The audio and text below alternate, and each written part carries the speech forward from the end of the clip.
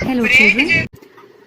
Today we are going to learn class 7 chapter 2 part 2 of India before the times of Shivaji Maharaj.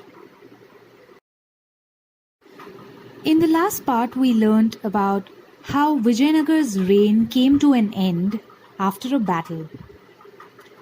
Now let's look at the Bahmani kingdom. While Muhammad bin Tughlaq was still reigning, some of his Sardars in the Deccan rose in rebellion against him. The leader of these Sardars, Hassan Gangu, defeated the army of the Sultan of Delhi. A new kingdom, known as the Bahmani kingdom, came into existence in 1347 CE. Hassan Gangu became the first Sultan of the Bahmani kingdom. He made the city of Gulbarga in Karnataka his capital. Mughal power. In 1526 CE, the Sultanate of Delhi came to an end. Mughal power was established there. Babur. Babur was the founder of Mughal power. He was the king of Farghana in Central Asia in today's Uzbekistan. The reigning Sultan of Delhi at that time was Ibrahim Lodi. Daulat Khan Lodi was the governor of Punjab under the Sultanate. The relationship between Ibrahim Lodi and Daulat Khan Lodi was strained. Daulat Khan Lodi invited Babur to march on India. Taking this opportunity, Babur invaded India. To repel Babur's invasion, Ibrahim Lodi started with his army.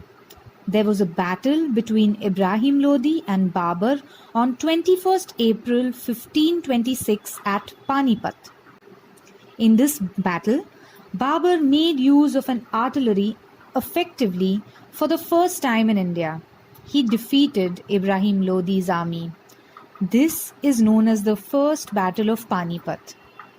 After the Battle of Panipat, Rana Sanga of Mewad brought all Rajput kings together.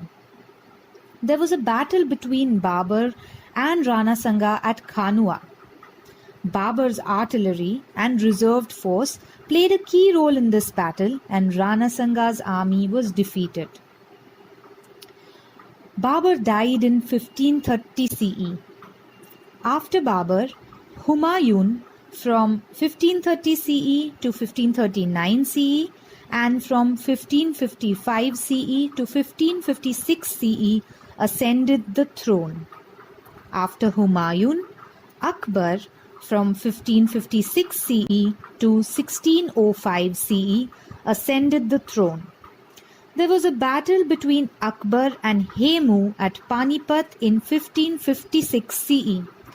This is the second battle of Panipat. Akbar's ambition was to bring the whole of India under his one central authority. After Akbar, Jahangir from 1605 CE to 1628 CE became the emperor. Jahangir was followed by Shah Jahan 1628 CE to 1658 CE as the emperor. The next emperor after Shah Jahan, Aurangzeb from 1658 CE to 1707 CE reigned for a very long time.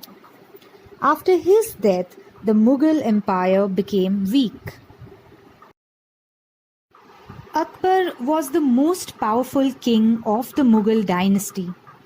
When he tried to bring India under his central authority, he had to face opposition from Maharana Pratap, Chand Bibi, Rani Durgavati, who struggled against him.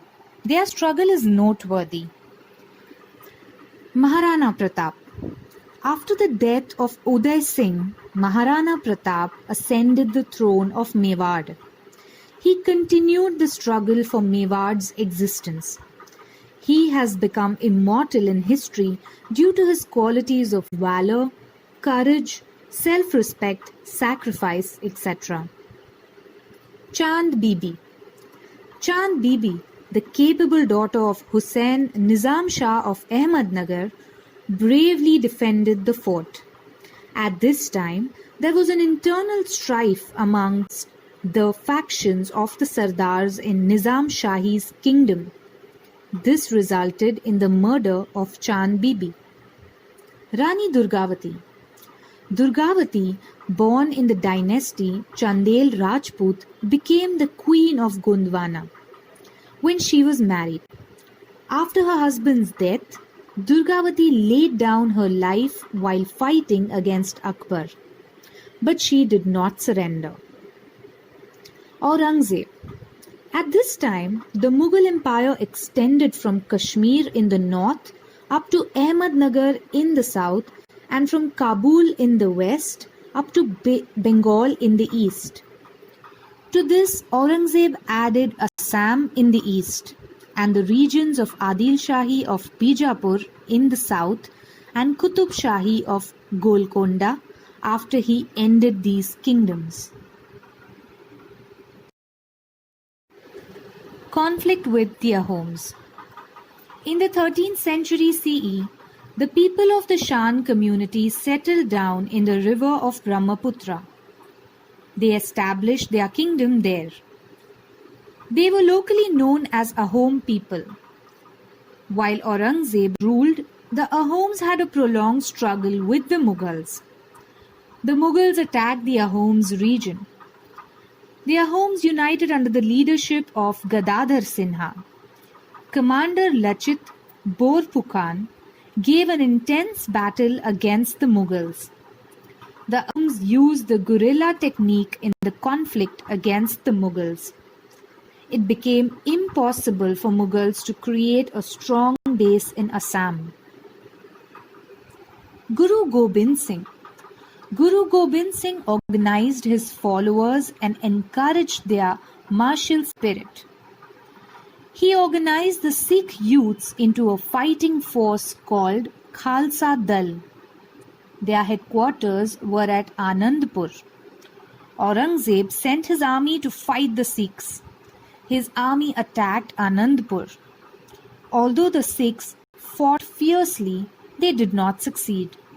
After that, Guru Gobind Singh came to the Deccan in 1708 CE. There was an attempt on his life when he was at Nanded. Soon after, the Guru succumbed to his wounds.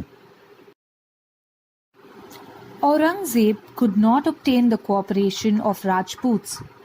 After the death of Rana Jaswant Singh of Marwar, Aurangzeb annexed his kingdom to the Mughal Empire. Durgadas Rathod crowned Jaswant Singh's minor son Ajit Singh as the king of Marwar. Durgadas Rathod fought hard against the Mughals. Aurangzeb sent Prince Akbar to Marwar to crush the resistance of Durgadas.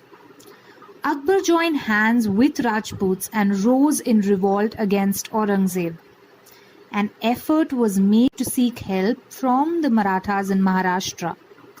In this revolt, Durgadas Rathod continued this struggle against the Mughals for the existence of Marwar. In Maharashtra, Swaraj was established under the leadership of Shivaji Maharaj. In his efforts to establish Swaraj, Shivaji Maharaj had to fight the Mughals too, along with the other enemies. Aurangzeb came down to the Deccan after the death of Chhatrapati Shivaji Maharaj with the intention of conquering the whole of South India. But the Marathas offered stiff resistance to Aurangzeb and defended their independence. We will study more about this topic in the coming lessons. Till then, please feel free to ask any questions you may have. Thank you, children.